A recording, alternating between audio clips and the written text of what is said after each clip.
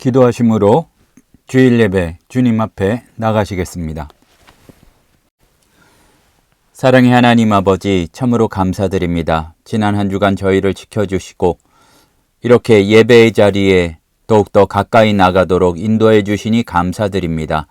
주님께서 우리의 찬송과 예배를 받아주심에, 성령 하나님이 우리와 함께 하심에 큰 힘이 되는 시간들 되도록 역사하여 주시옵소서. 예수님의 이름으로 기도드립니다. 아멘.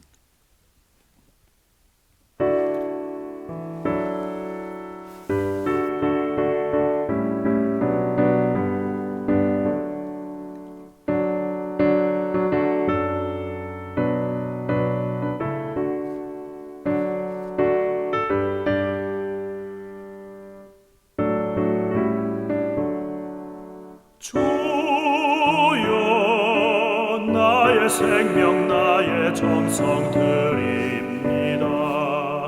이 작은 나의 생명 나의 정성 다해 주님만을 위하여서 살기 원하오니, 주여 잡아주소서, 나를 잡으소서. 주님만을 위하여 살게 하소서.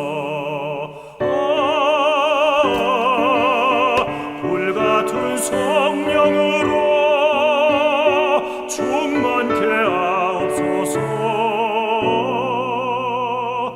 환난이 와도 핍박이 와도 주님만 위해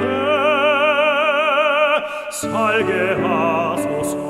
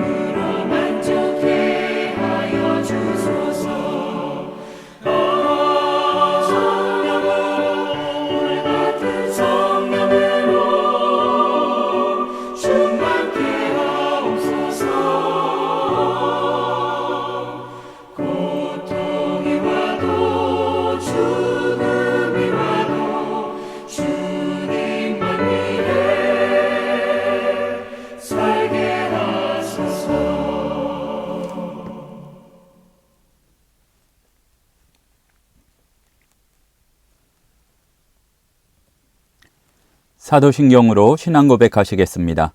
전능하사 천지를 만드신 하나님 아버지를 내가 믿사오며 그 외아들 우리 주 예수 그리스도를 믿사오니, 이는 성령으로 잉태하사 동정녀 마리아에게 나시고 본디오 빌라도에게 고난을 받으사 십자가에 못 박혀 죽으시고 장사한 지 사흘 만에 죽은 자 가운데서 다시 살아나시며 하늘에 오르사 전능하신 하나님 우편에 앉아 계시다가 저리로서 산자와 죽은 자를 심판하러 오시리라.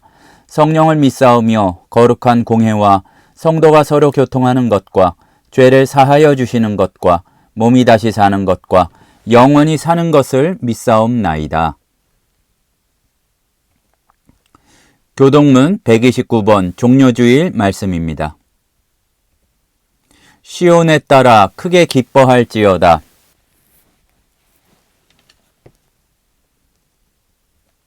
보라, 내 왕이 내게 임하시나니 그는 공의로우시며 구원을 베푸시며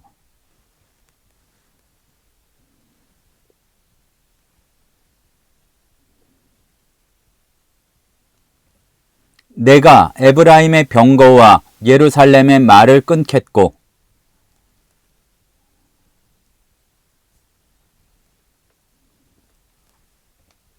그의 통치는 바다에서 바다까지 이르고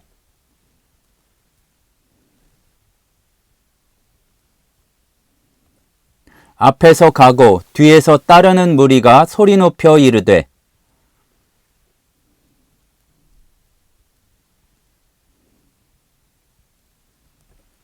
함께 읽겠습니다.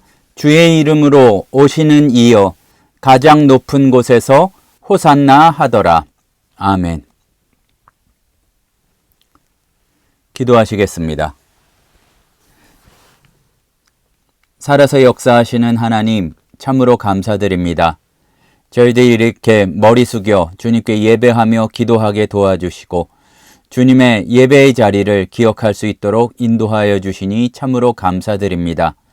사랑의 하나님 아버지, 세상에 여러 가지 흐름이 있지만 주님께서 왕 되시고 또한 이 세상을 이끌어 가시는 것을 저희들이 놓치지 않도록 도와주시옵소서.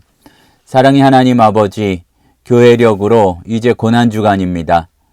이때에만 생각하는 것 아니고 우리가 늘 예수 그리스도의 십자가를 묵상해야 되지만 또한 이렇게 시간을 정하고 날짜를 정하여 예수 그리스도의 십자가와 또한 우리가 그 십자가를 지고 쫓아야 함을 더욱더 깊이 묵상하고 생각할 수 있는 오늘 예배 시간 또한 한 주간 될 수 있도록 역사하여 주시옵소서. 사랑의 하나님 아버지, 늘 그렇지만 요즘은 더더욱 전쟁의 소문이 그치지 않고 또한 세상적으로도 세계 곳곳에서 여러 가지 혼란스러운 일들이 많이 있습니다. 하나님 아버지, 모든 만왕의 왕이요 지도자 중에 지도자 되신 주님께서 이 세상 가운데 평화를 주시고 참으로 더 연약한 자들이 괴로운 때가 되지 않도록 주님 붙잡아 주시옵소서. 세계적으로나 우리나라로나 하나님 아버지 지도자들에게 지혜를 주시고 사람들을 사랑하는 마음을 주시며 스스로만 욕심사납게 그렇게 권력을 부리려는 그런 마음들이 하나님 아버지 너무 마음껏 이렇게 횡포처럼 휘두르지 않도록 주님 역사하여 주시옵소서. 하나님 아버지 또한 기도하옵는 것은 참으로 쉽지 않고 세월만 지나가는 남북 간의 관계에 함께하여 주셔서 우리가 하나 되어 주님을 찬송할 날들이 빨리 올 수 있도록 허락하여 주시옵소서. 주님, 무엇보다 세상보다 더 세속적이 되어가는 그리스도의 신부된 그러나 신부로의 역할을 제대로 하지 못하는 이 땅의 교회들 주님 기억하여 주셔서 부흥의 때를 다시 한번 허락하여 주시고 강단 가운데 성령의 기름 부으심을 허락하여 주시사 정말로 주께서 이 땅을 향해 하시고 싶은 예언자적인 말씀이 선포될 수 있는 은혜들 주님 더하여 주시옵소서.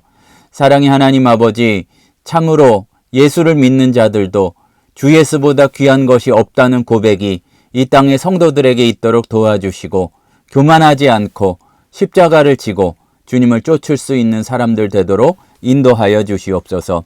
우리가 마가복음 말씀을 계속 살펴보고 있습니다. 말씀을 전하고 들을 때에 그 자리에 성령의 역사 강하게 임재하여 주시고 필요한 말씀이 마음의 가장 깊은 곳까지 이렇게 와 닿을 수 있는 오늘 예배 되도록 역사하여 주시옵소서. 사랑의 하나님 아버지, 오늘 말씀을 통해 우리가 다른 세상의 것들, 예수보다 귀하게 여겼던 것들 다 내려놓을 수 있는 시간 되도록 은혜 내려 주시옵소서. 예수님의 이름으로 기도드립니다. 아멘. 오늘 우리에게 주시는 하나님의 말씀은 마가복음 14장 3절에서 9절까지 말씀입니다. 마가복음 14장 3절에서 9절 말씀 제가 읽겠습니다. 예수께서 베다니 나병 환자 시몬의 집에서 식사하실 때에 한 여자가 매우 값진 향유 곧 순전한 나드 한 옥합을 가지고 와서 그 옥합을 깨뜨려 예수의 머리에 부으니 어떤 사람들이 화를 내어 서로 말하되 어찌하여 이 향유를 허비하는가? 이 향유를 300데나리온 이상에 팔아 가난한 자들에게 줄 수 있었겠도다 하며 그 여자를 책망하는지라. 예수께서 이르시되 가만두라. 너희가 어찌하여 그를 괴롭게 하느냐? 그가 내게 좋은 일을 하였느니라. 가난한 자들은 항상 너희와 함께 있으니 아무 때라도 원하는 대로 도울 수 있거니와 나는 너희와 항상 함께 있지 아니하리라.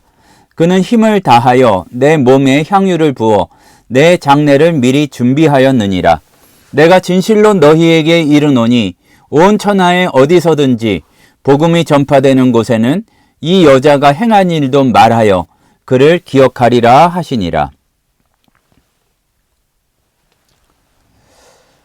우리는 여러 가지 모양으로 하나님께 예배를 드리고 헌신을 합니다.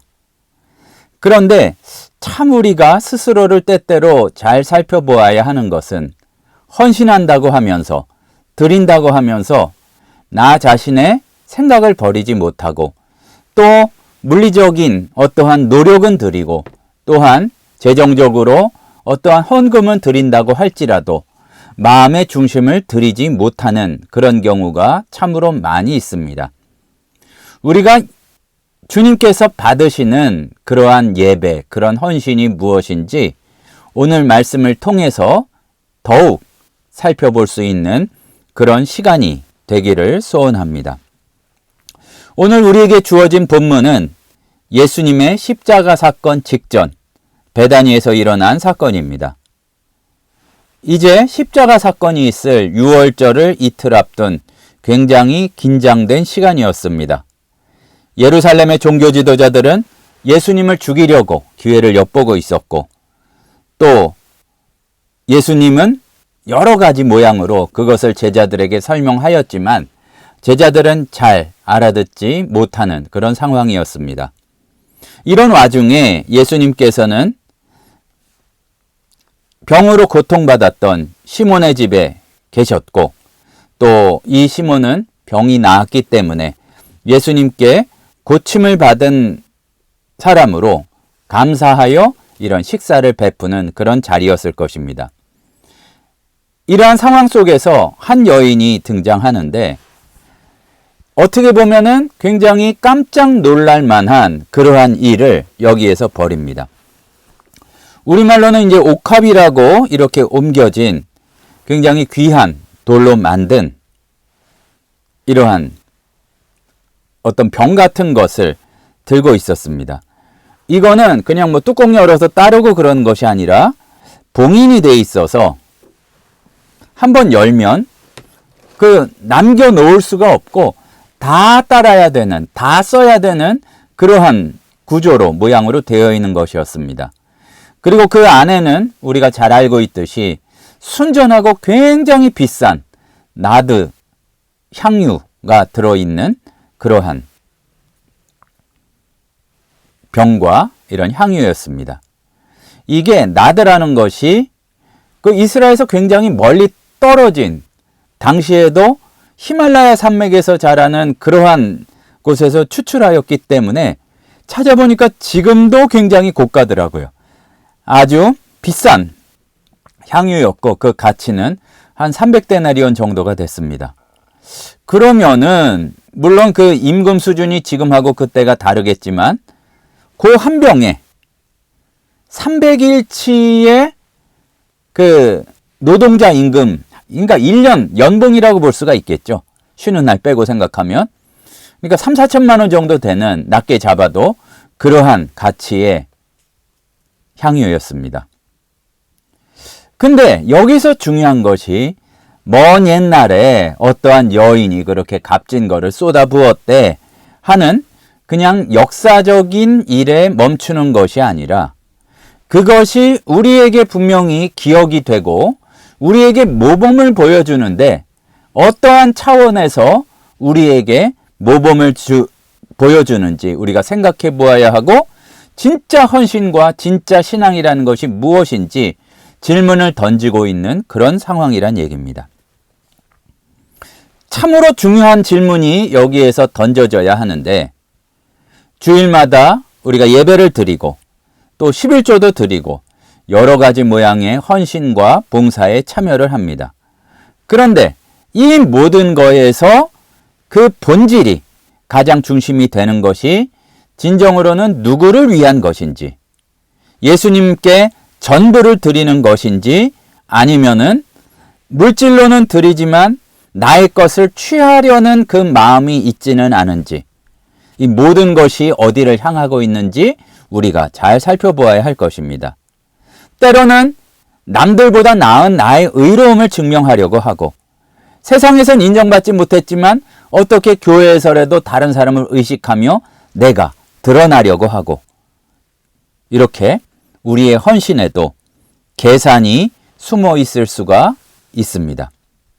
그렇기 때문에 오늘 말씀을 통해서 이 진짜 헌신과 섬김의 본질이 무엇인지 다시 한번 돌아보는 그러한 시간이 되기를 소원합니다.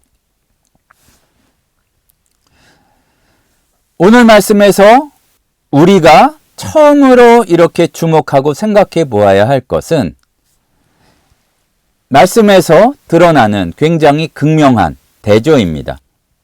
한쪽에는 아낌없이 쏟아붓는 여인이 있는데 또 다른 한쪽에서는 오늘 말씀을 보면 4절에서 허비하는가, 그래서 허비한 거라고, 쓸데없이 이거를, 이 비싼 거를 쏟아 부었다고 판단하는 사람들이 있었다는 얘기입니다. 그리고 이 반응에 대해서 화를 냈대요. 안타까움도 아니고 화를 내서 서로 말했다, 이 얘기입니다. 이 여인의 행동을 바라보는 제자들을 포함한 주변 사람들의 반응이 화를 냈다는 겁니다. 그러니까 마음속이 불편하면서 그거를 겉으로 드러나게 표현을 했다는 얘기죠. 이거는 간단하고 단순한 불만이 아니라 자기들의 가치 기준으로 쓸데없는 짓을 했다 하고 여인의 행동을 판단한 것입니다. 향유를 300데나리온 이상에 팔아 계산했습니다. 300데나리온은 연봉이니까 쉽게 말해서 굉장히 큰 금액이었고 이 계산은 정확했습니다. 그 향유는 경제적으로 연봉이니까 얼마나 큰 가치가 있는 겁니까? 그리고 그게 가난한 자들에게 베풀어진다면 실제로 크게 도움이 되는 것도 사실이죠. 1년 일을 안 하거나 1년 일을 더 해야 되는 것을 이렇게 메꾸어주는 그런 역할이 되니까요. 근데 여기에서 매우 중요한 그 생각 한 가지를, 묵상 한 가지를 우리는 해봐야 합니다. 헌신의 가치를, 드린 것의 가치를 누가 판단을 하고 또한 무엇으로 그 기준점을 삼아서 평가할 것인가, 그 얘기입니다. 우리가 헌신과 섬김, 예배를 이야기할 때 참으로 주의해야 하지만 실수를 많이 하는 것은 세상과 똑같은 기준으로, 그리고 세상이 그러하듯이 모든 것을 돈의 잣대로 평가하기도 하는데 정말 중요한 것은 받으시는 분이 하나님이시기 때문에 하나님의 관점에서 평가할 수 있어야 합니다. 그러니까 너희는 두 눈으로 외모를 보지만 나는 그 중심을 꿰뚫어 보신다고 했던 하나님의 말씀처럼 이 주변에 있었던 사람들은 여인의 행동은 볼 수 있었지만 그 중심이 무엇인지를 볼 수 없었고 혹시 보였더라도 애써 무시하고 있는 상황입니다. 향유의 가격은 계산할 수 있었지만 그 헌신의 깊이는 측정할 수 없었습니다. 여기서 우리는 믿음의 본질적인 진리를 마주하게 되는데 사람은 외모를 보거니와 여호와는 중심을 보시느니라. 이 중심을 보신다는 게 눈으로 보지 않고 그 마음을 보신다 그 얘기입니다. 그러니까 사람들이 외모로만 눈에 보이는 것만 보는 것도 하나의 법칙인데 이 여자의 행동이 여인의 행동이 그냥 겉으로 보기에는 비합리적이고 낭비처럼 보였겠지요. 그러나 그거를 걷어내고 그냥 계산돼서 나오는 그런 가치를 걷어내고 중심에 담겨 있는 것이 예수님을 향한 깊은 사랑과 헌신이 있었고 그리고 조금 더 다른 측면에서 살펴본다면 예수님이 분명히 말씀하셨던 것을 가벼이 여기지 않는 그러한 순종의 마음까지 있었다는 얘기입니다. 성도 여러분, 우리는 너무나도 자주 다른 사람의 신앙과 헌신을 뻔한 세상의 기준으로만 판단할 때가 있습니다. 그리고 어떤 형식에 있어서도 내가 생각하고 내가 잘하고 내가 많이 드리는 것 같은 그런 방식으로 하나님을 섬기지 않으면 쉽게 비판하고 그런 모습을 보입니다. 그리고 참 사람의 마음이 묘한 것이 나랑 방법이 달라도 비판하고 나랑 똑같은 방법으로 해도 좀 표현이 그렇지만 배알이 꼴려서 배가 아파서 거기에 대해서 비판하는 것이 우리의 모습입니다. 교만함이 여기 있는 것이죠. 오늘 말씀에서 우리는 여인을 비판하는 사람들의 이야기를 더 깊게 살펴보아야 할 것입니다. 얼핏 합리적이고 또 어떻게 보면 도덕적으로까지 보이는 그들의 판단이 왜 틀렸는지를 분명히 알고 그것을 우리에게 비춰 보아야 우리에게서 진정한 헌신이 나올 수가 있습니다. 굉장히 미묘하고 복잡한 마음 상태가 그들에게 있었는데 가난한 자들에게 줄 수 있었겠도다. 얼마나 고결하고 참 의로운 말인지. 하지만 그 속에는 무엇이 담겨 있었는지 우리가 잘 생각해 봐야 합니다. 가난한 사람을 돕는다는 것은 성경 전체에서 그야말로 핵심 메시지로도 강조되는 굉장히 중요한 가치입니다. 선지자들도 그랬고 예수님께서도 가난한 자들을 돌보라고 반복해서 말씀하고 가르치셨습니다. 오늘 마가복음에는 분명히 나타나 있지 않지만 요한복음 병행 구절을 보면 이 말을 한 사람이 가룟 유다였고 또 그 자세한 배경을 보면 돈깨를 맡았을 때 거기에 넣는 것을 훔쳐갔던 도둑이기 때문에 그러니까 심리가 복잡한 거죠. 자기의 어떠한 마음을 상황을 감추기 위해서 더 비난하고 있었던 것을 알 수가 있습니다. 겉으로는 매우 거룩한 말인 것 같지만 실제로는 탐욕을 감추기 위해서 가면을 쓴 것에 불과했다는 이야기입니다. 그런데 여기에서 유다 나쁜 놈하고 지나갈 것이 아니라 이 말씀의 빛을 통해서 나의 중심, 아주 깜깜하게 덮어놔서 나도 제대로 직시하지 못하고 있는 내 마음의 가장 깊은 곳을 들여다 보아야 한다는 얘기입니다. 우리는 얼마나 자주 이러한 유다와 같은 모습으로 살아가고 있습니까? 주님을 위해라고 말하면서 바른 믿음을 위해라고 말하면서 실제로는 나의 인정욕구, 권력욕, 우월감을 채우기 위해서 다른 사람을 판단하는 것을 멈추지 않습니다. 그리고 하나님을 위한다고 자기도 속을 수 있지만 사실은 내가 인정받고자 하는 그 마음에 가면을 쓰고 나도 나의 마음을 잘 모르는 상태에서 내 의견과 방식을 관철시키려고 할 때가 너무나 많다는 얘기입니다. 그래서 종종 성도님들이 교회 일 가운데서 아주 거의 죽일 듯이 싸우는 경우도 참 많이 있습니다. 이렇게 해야 하나님이 기뻐하시고 이래야 바른 것이고 저렇게 하면은 교회가 잘못된다고 하면서 말씀까지 내세워서 다투는 경우가 드물지 않습니다. 하지만 진심으로 나를 다 내어드리는 마음으로 그렇게 이야기를 하는 것이 아니라 한꺼풀만 벗겨보아도 하나님의 뜻을 이야기하지만 실제로는 자기의 주장을 관철하려는 모습이 더 많을 때가 많습니다. 여기에서 우리가 제자들을 보고 나를 보면서 좀 충격적인 사실이지만 분명히 보아야 할 것이 있습니다. 때로는 가장 거룩하게 들리는 말이 가장 불순한 동기에서 나오고 가장 추악한 죄에서 나올 때가 많다는 얘기입니다. 나의 이기심, 탐욕, 시기심, 아주 베베 꼬인 마음을 포장하여서 영적인 언어로 이야기할 때가 많이 있습니다. 특히 다른 사람의 어떠한 신앙생활을 판단하고 평가하면서 헌금을 많이 하네 작게 하네 뭐 어떤 헌신을 또 제대로 하지 않네 마네 뭐 성경을 아네 모르네 뭐 세속적이네 아니네 하고 우리의 마음속에서 아주 세속적인 기준으로 평가할 때가 많이 있다는 얘기입니다. 심판하시는 분은 하나님이십니다. 어제도 오늘도 내일도 그렇습니다. 내가 앞장서서 그럴 필요도 없고 그래서도 안 됩니다.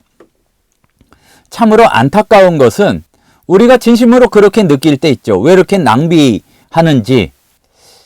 그러면 정말 최선의 방법은 무엇인가? 제자들이었다면 왜 그렇게 내버려 두냐고 예수님께 여쭈어 보는 것이 더 나은 선택이었을 겁니다.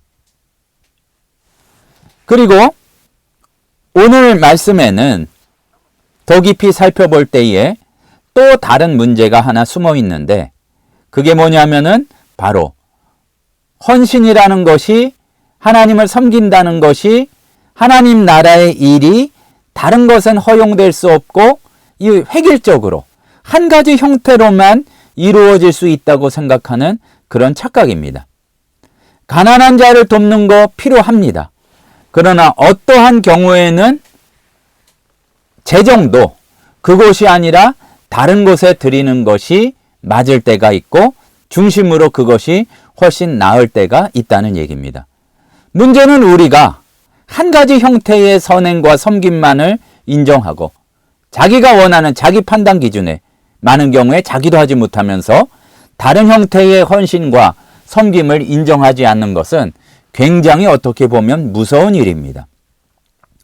말씀을 통해서 보면 하나님은 상황과 시대에 따라 각 사람에게 서로 다른 방식의 헌신을 요구하셨습니다. 아브라함에게는 고향을 떠나라 하셨고 잘 찾아보세요. 이삭에게는 지금 그 땅에 머물라고 하셨고 야곱에게는 너희 조상의 땅으로 돌아가라고 하셨습니다. 모세에게는 백성을 이끌라고 하셨고 다윗에게는 목자를 하다가 목동이었지만 왕이 되라고 하신 것이 다양한 모습으로 이렇게 나타납니다. 우리가 분명히 알아야 할 것이 있습니다. 우리가 머리를 기른다고 모두가 삼손처럼 힘이 세지는 게 아닙니다. 똑같은 형태의 똑같은 가치의 헌신이 여러 사람에게 모두 요구되는 것도 아니고 그렇게 했을 때에 예수님을 똑같이 기쁘게 하게 되는 것도 아닙니다. 우리가 오늘 말씀에서 착각하지 말아야 할 것은 1년 연봉을 한꺼번에 드려야 하나님께서 기뻐하시는 게 아니란 얘기입니다. 상황에 따라서는 어쩌면 그런 상황이 더 많을 수도 있는데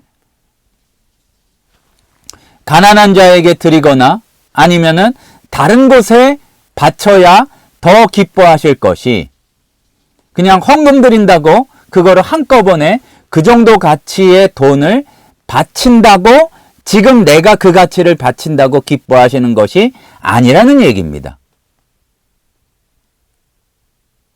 어떤 면으로는 그렇게 본다면 너무 단순하게 보는 것이죠. 보이는 것이죠. 하나님 나라에서는 섬김과 헌신의 모습이 다양합니다.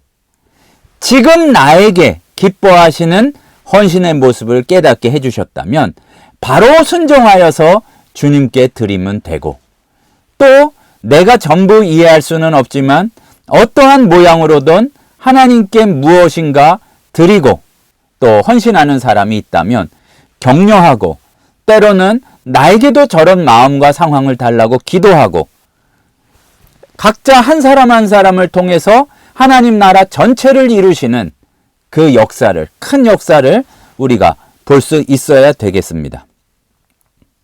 사도행전만 보아도 어떤 이들은 재산을 팔아 사도들 앞에 주었고, 또 가난한 자들을 위해서 옷을 만든 사람도 있고, 예배드리라고 자기 집을 내어준 사람도 있었는데, 획일적으로 다 바쳐야만, 재산을 다 바쳐야만 기뻐하시는 줄 알고, 그러나 그런 마음의 준비가 안 되어서 그거를 꾸미려다가 정말로 큰일 났던 아나니아와 삽비라의 이야기도 우리가 잘 알고 있습니다. 실제 일을 하면서 마르다처럼 섬겨야 하는 사람도 있고, 또 때로는 정말로 주의 발 앞에서 말씀을 가만히 듣는 마리아와 같은 헌신의 모습도 있습니다. 지금도 그렇습니다. 하나님은 각자 다양한 은사에 따라 너무나도 다양한 방식으로 우리의 드리는 헌신을 받으십니다. 내가 앞장서서 다른 사람의 헌신에 대해서 판단할 필요가 없습니다. 불만이 있더라도 내버려 두세요. 주님께 물어보고 그냥 지나치면 됩니다. 우리가 진정한 헌신의 기준을 획일화하기 때문에 참으로 더 아름답고 건강할 수 있는 믿음의 공동체가 안타까운 모습을 가질 때가 많이 있습니다. 사람의 체구가 달라서 거기에 맞는 옷도 다양한 크기가 있듯이, 여인에게는 향유를 붓는 것이 요구되었시 예수께서 기뻐 받으실 만한 헌신이었고, 모든 제자들에게도 똑같은 형태는 아니었습니다. 예수님이 다른 제자들은 너희는 왜 붓지 않느냐, 섬기고 발 닦는 거에 대해서는 그렇지만 그 가치를 드리지 않았다고 책망하시진 않았습니다. 너무나 자주 내 방식, 내게 익숙한 그런 형태만 옳다고 주장하는 그러한 편견에 사로잡히지 않도록 주의해야 할 것입니다. 너무나 아무렇지도 중요하지 않은 것들에 대해서 핏대를 올릴 때가 많이 있습니다. 은사는 여러 가지나 성령은 같고, 직분은 여러 가지나 주는 같으며, 사역은 여러 가지나 모든 것을 모든 사람 가운데서 이루시는 하나님은 같으니, 고린도전서 12장 말씀에서 사도 바울이 이야기했습니다. 어떠한 위대한 하나님이신데, 하나님이 얼마나 큰 분인데, 내 머릿속에 다 들어오는 그 방법과 내가 좋다고 생각하는 그 헌신으로만 예배를 받으시는 것이겠습니까? 다양한 헌신 가운데, 하지만 중심에는 그리스도를 향한 사랑이 있는 그런 헌신이 필요한 것입니다. 이제 우리는 오늘 말씀에 나오는 사건의 핵심, 예수님의 응답에 집중해서 살펴보아야 할 것입니다. 예수님께서는 오늘 그 하도 제자들이 뭐라 그러니까 6절 마지막에서 좀 괴롭히지 말고 냅둬라. 그가 내게 좋은 일을 하였느니라 말씀하셨습니다. 참 간과하기 쉬운 중요한 진리인데 좋은 일의 기준을 정하시는 분이 예수님이시라는 얘기입니다. 사람이 아닙니다. 전통이 아닙니다. 어찌 보면 문화도 아닙니다. 그리고 머리를 깊이 생각해 봤더니 내 생각에 그게 더 좋은가 같다가 아니라 예수님께 좋은 것이 무엇인지 이거를 우리가 생각해 보아야 합니다. 하지만 우리는 자주 좋은 일의 기준을 나에게서 찾는 경우가 많습니다. 특히 이 시대에는, 현대에는 물질적인 가치나 어떤 효율성에서 찾는 경우가 많이 있습니다. 하지만 헌신이 받아주실 만한 것인지에 대해서는 받으시는 분, 예수님이 정하신다는 얘기입니다.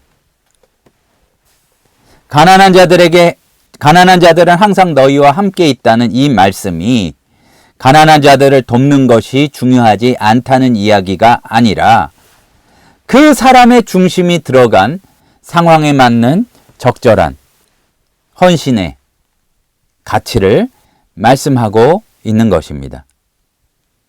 여인은 예수님의 십자가와 죽음이 임박했음을 영적으로 분명히 놓치지 않았던 것이고, 사실 전에 예수님이 여러 번 말씀하셨거든요.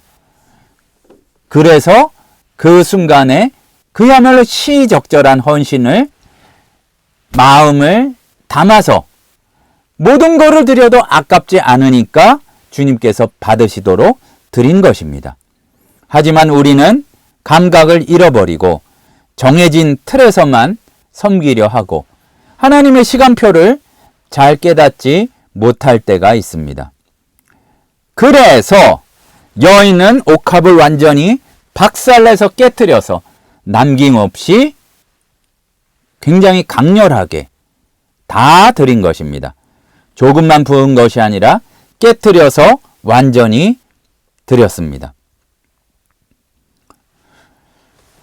이것이 실제 쓰는 용도로 쓴다면은 몇 년 동안 아껴서 쓸 수 있는 양이고, 또한 가치로 생각해도 굉장히 비싼 거였지만 그렇게 하지 않고 단번에 드리고 그 경제적인 가치를 한꺼번에 다 드린 겁니다. 이 조금 열어가지고 몇 방울 떨어뜨린 게 아니라, 그래도 그 향이 어느 정도 퍼졌을 텐데 그게 아니라 깨트려서 다 드렸다는 것은 전적인 헌신의 상징이라고 볼 수 있습니다. 옥합이 깨어져서 그 안에 향유가 다 쏟아져 나오고 돌이킬 수도 없고 아껴 쓸 수도 없고 남겨둘 수도 없습니다. 우리가 알아야 할 것은 이것만 드리고 나머지는 내가 갖겠다는 타협이 있다면 그건 완전한 헌신이 아니라는 얘기입니다. 물질은 다 드리지만 영광은 내가 받겠다는 것도 헌신이 아닙니다. 그리고 참 중요한 것 중에 하나는 이 향유는 단순한 사치품이 아니라 여인이 결혼할 때 사용하기 위한 집찬금이었을 가능성이 매우 높다고 합니다. 그러니까 일생과 삶의 그 전체 가치가 여기 담긴 거예요. 어떤 여자로서의 미래와 안전을 보장하고 또는 그 결혼이나 위급 상황을 통해서 말하자면 보험과 같이 크게 돈 쓸 일 있으면 쓰겠다 하고서 그렇게 모아놓은 제일 귀중한 재산이었던 거예요. 그냥 사치 부리기 위해서가 아니라. 그런데 예수님을 만나니까 예수님이 어떠한 사역을 할지를 알게 되니까 다른 저축이 필요가 없고 자기 그 여인에게 있어서는 나중을 다른 것에 의지할 필요가 없었기 때문에 자기 삶의 보장을 담은 그 옥합을 박살내서 깨트리게 된 것입니다. 온전한 헌신은 온전한 믿음에서 나오고 예수님을 닮아 하나님께서 끝까지 나를 지키시라는 것을 믿고 예수님이 자기를 다 들이셨던 것처럼 나의 삶은 주님께 달려있다는 깊은 신뢰가 있을 때만 옥합을 깨트릴 수가 있습니다. 어찌 보면 하나님이 내가 생각하는 대로 안전하게 지켜주실 것이라는 그러한 믿음이 아니라 조금 다른데, 하나님의 나를 붙들어 주심에 압도되어서 내가 생각하는 스타일의 안전함이 없어도 기꺼이 내가 이것을 드릴 수 있다는 그런 의미의 전적인 헌신입니다. 바울이 말했던 것처럼 하나님이 기뻐하시는 거룩한 산 제물로 드리는 것이 이러한 완벽한 예시라고 할 수가 있겠습니다. 계산된 헌신이 아니라 모든 것을 드리는 헌신. 그런데 우리의 모습은 어떤지 솔직히 돌아보기를 소원합니다. 뭔가 좀 남겨드리고, 또 그리고 하나님께 다 드리는 것 같으면서 하나님께 다 드리는 나를 보아주기를 바라고, 그리고 내가 하나님께 꽤 많이 드렸는데 왜 나를 지켜주시지 않고 나를 위로 올려서 영광스럽게 하시지 않는가? 그거를 늘 의식하고 있고, 무엇인가를 내 손에 쥐고 있는 모습은 아닌지 잘 생각해 보아야 할 것입니다. 깨어질 때, 완전히 깨어질 때, 다 드릴 때에 향기가 가득하게 됩니다. 사실 뭐가 섞이거나 뭐를 남겨놓으면 우리의 삶에서 그러한 향기를 풍길 수가 없습니다. 우리가 진짜로 헌신하고 진짜로 어찌 보면 나의 삶이 온전히 깨어질 때에 하나님께서 함께 하신다는 그리스도의 향기가 가득하게 됩니다. 고린도후서 2장 15절에서 바울은 우리는 구원받는 자들에게나 멸망하는 자들에게나 하나님 앞에서 그리스도의 향기라고 이렇게 말씀 전하고 있습니다. 자아가 깨어지고 교만함이 박살나고 세상적인 기대와 야망이 가루가 될 때 바로 그러한 깨어진 삶에서 그리스도의 향기가 나오고 그 향기가 넓게 퍼져가는 것입니다. 또 하나 생각해 보아야 할 것은 예수님께서 이 여인의 행동에게 굉장히 중요한 의미가 있음을 드러내셨습니다. 8절에 보니까 그는 힘을 다하여 내 몸에 향유를 부어 내 장례를 미리 준비하였다, 이렇게 말씀하고 있습니다. 예수님께서는 자기 순환과 죽음에 대해서 전혀 이야기하시지 않다가 그냥 돌아가신 게 아닙니다. 아니, 앞에 마가복음만 해도 8장, 9장, 10장에서 자기가 고난받고 죽임당하고 사흘 만에 다시 살아날 것을 분명하게 말씀하셨습니다. 제자들은 이 말씀을 직접 들었습니다. 그리고 궁금하면 거기에 대해서 따로 있을 때에도 아마 이 성경에 기록되지 않은 거에서도 이렇게 물어보고 그러는 것은 가장 그 친밀한 가르침을 받았다는 그런 뜻일 것입니다. 그런데 오늘 보니까 역설적이게도 이 예수님의 십자가에 대한 예언을 아주 무시했던지 진정으로 이해하지 못했던지 받아들이기를 거부했다는 얘기입니다. 자기네들 누가 크냐 이거 가지고 싸우고 있었는데 관심이 이렇게 다른 곳에 있었기 때문에 진짜 십자가의 의미를 이해하지 못했다는 얘기죠. 마가복음 10장에서는 야고보와 요한이 주의 영광 중에 우리를 하나는 주의 우편에 하나는 좌편에 앉게 해주십시오 이랬고, 결국 그것을 받으셔서 예수께서 큰 역사를 이루셨지만 부탁할 때에는 세속적인 욕망이었습니다. 또 이 와중에 가룟 유다는 앞에서 말씀드렸던 것처럼 돈 훔쳐가고 있었고,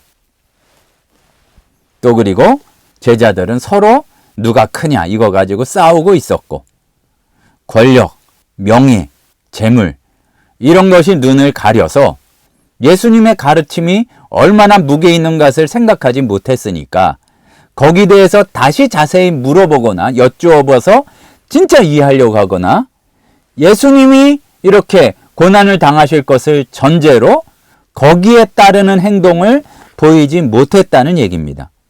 말씀을 들었는데 들은 게 아니었고 주님께서 자세히 가르쳐 주셔서 그 미래에 일어날 일들을 보았는데 보지 못했다는 얘기입니다. 딴 생각하느라 시야가 좁아졌기 때문이죠. 우리는 잘 듣고 있습니까? 잘 보고 있습니까? 뭐에 걱정이고 무엇을 염려하고 무엇 때문에 마음 쓰고 있습니까? 말씀을 듣고 성경을 읽어도 설교를 그렇게 여러 편을 들어도 내 생각과 욕망과 계획에 맞는 것만 들립니다. 그런 것만 보입니다. 그렇게 길게 말씀을 듣고 그렇게 여러 번 성경을 읽어도 내 마음에 맞는 것만 와닿는다는 얘기죠. 사실은 여인의 반응이 정상적인 겁니다. 이제 돌아가시는데 부활에 대한 것은 온전히 이해하지 못했다 치고, 왜냐하면 그런 전례가 없었으니까. 그런데 이제 고난을 당하신다는 말씀을 들으니까 정말로 은혜 받고 말씀 듣고 그걸 이해했다면 드릴 수 있죠. 특히 여인의 차원에서는 내가 예수님이 돌아가시는데 이게 무슨 상관인가? 그리고 자기의 가진 모두를 드린 것입니다. 예수님의 죽음이 임박했음을 깨닫고 그에 맞는 적절한 행동을 한 것입니다. 제자들은 지위, 재물 이런 것 때문에 아주 그야말로 서로 아주 미묘한 신경전을 벌이면서 싸우고 자기 판단을 고집할 때에 어쩌면 이랬을지도 모르죠. 그래, 네가 착하도다.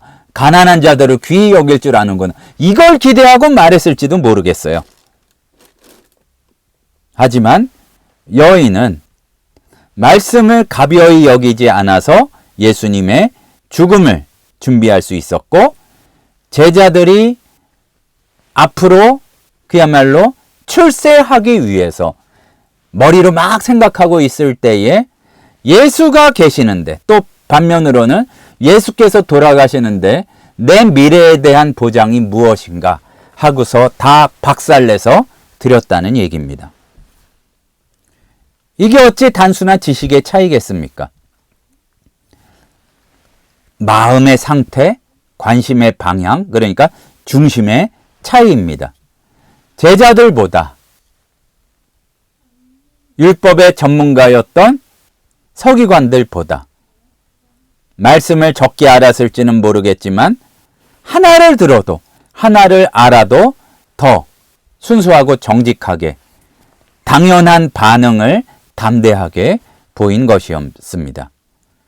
예수님께 집중되었기 때문에 다른 사람들은 보아도 보지 못한 것들을 본 것입니다. 사랑하는 성도 여러분, 오늘 우리가 살펴본 여인의 모습을 통해서 지금 나조차도 너무 컴컴하고 너무 깊이 있어서 잘 깨닫지 못하는 우리의 마음을 다시 한번 살펴보기를 소원합니다. 깊이 있는 것을 주님께 드릴 때에 세상의 기준과는 다를 수 있을지 모르겠지만 예수님께 좋은 것을 드릴 수 있고, 그리고 세상적으로는 설명하기가 어렵지만 예수님께 좋은 일을 할 수 있습니다. 매우 중요한 질문입니다. 우리의 헌신이 누구의 인정을 위한 것입니까? 그리고 어떠한 잣대로 보았을 때 귀한 것입니까?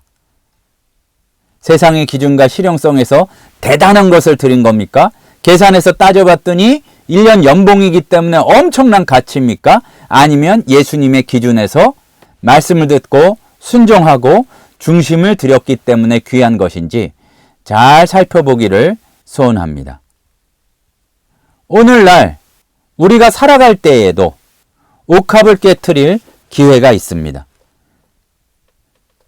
꼭 세상적으로 가치가 비싼 것이어서가 아니라 말씀의 한 부분을 작은 것이라도 붙들고 그대로 단순하게 순종하고, 그리고 내가 다른 것을 의지하고 다른 것을 붙들 필요가 없이, 아니 그거를 생각하지 못할 정도로 압도되는 예수님을 만나면 우리는 여인과 같이 나의 옥합을 깨트려 드릴 수가 있습니다. 세상이 보기에는 허비요, 세상이 보기에는 비합리적이라 할지라도 주님께는 좋은 일을 할 수가 있다는 얘기입니다. 우리의 관심이 오직 예수님께 흔들리지 않고 고정되기를 소원합니다. 그럴 때에 당연한 것이 보입니다. 다른 곳에 눈 돌리면 보아야 할 것을 보지 못하지만 진정한 예배자로서 마음과 중심을 다해 사실은 당연하지만 놓치고 있는 것을 분명히 보고 예수 사랑하고 또한 나아가서는 그 사랑의 근거에서 다른 사람도 사랑할 수 있는 그런 성도들이 되시기를 소원합니다. 기도하시겠습니다. 사랑의 하나님 아버지, 불쌍히 여겨주시옵소서. 다른 것을 향하여 보지 못하고 다른 것을 향했기 때문에 주님의 말씀이 들리지 않습니다. 늘 분주하고 바쁘고 참으로 애를 쓰지만 때로는 무엇을 위하여 그러는지조차 알기 어려울 때도 많이 있습니다. 주님, 분명히 보고 주의 말씀 분명히 듣고 중심을 드릴 수 있는, 드려야 할 것을 드릴 수 있는 저희들 되게 도와주시옵소서. 예수님의 이름으로 기도드립니다. 아멘.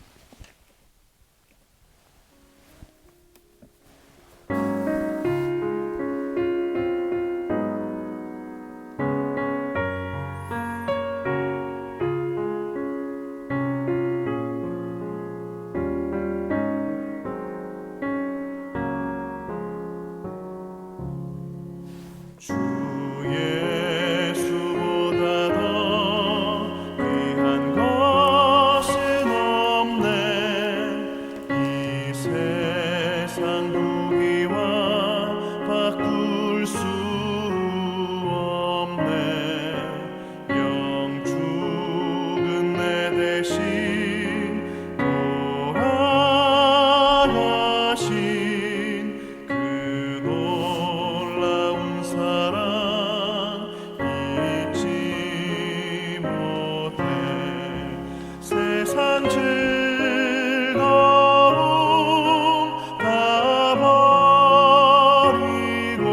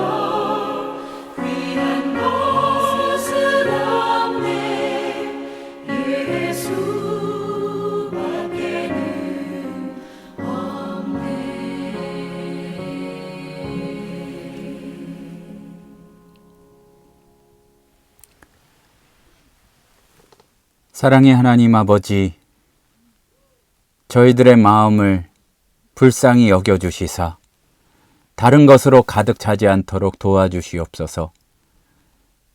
주 예수보다 귀한 것은 없고 예수 밖에는 없다는 것이 우리의 고백이 되도록 인도하여 주시옵소서. 지금은 우리 주 예수 그리스도의 은혜와 하나님 아버지의 크신 사랑하심과 성령님의 충만히 인도하시는 은혜의 역사가 나에게 맞고 주님께 참 좋은 그것을 드릴 수 있기를 소원하는 우리 하늘샘 성도들 머리 위에 이제로부터 영원토록 함께 있을지어다. 아멘.